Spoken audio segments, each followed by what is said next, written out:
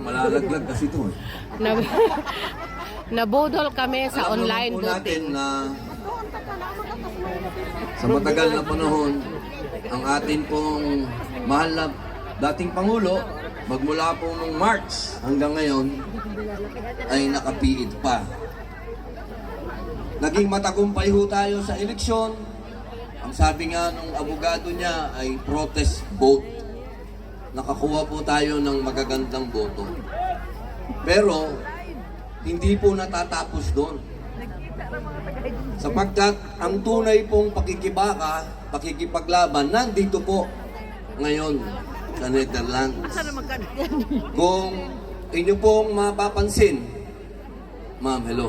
Kung inyo pong mapapansin, yung perception, yung pagtingin ng mga lokal, ng mga tiga-Netherlands sa atin, ay parang ang dating po, tayo ay niloloko lang.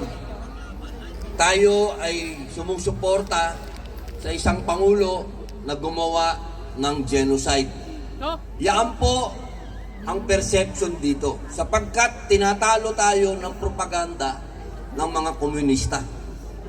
Hindi naman po lingid sa inyong kaalaman na merong propaganda dito ngayon. Kaya po, pagkatapos po nating manalo nung nakaraang eleksyon, hinihingi ko naman po sa inyo na tayo po ay magbukas ng ating mga bibig, tayo po ay makipag-usap sa mga lokal na taga-Netherlands. Kung kayo po ay taga-Europa, punta Paris, marami ang taga-Paris dito.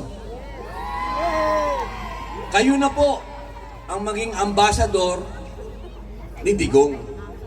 Kailangan, kung ano po yung ginagawa ng propaganda ng mga komunista, kailangan gawin din po natin yon.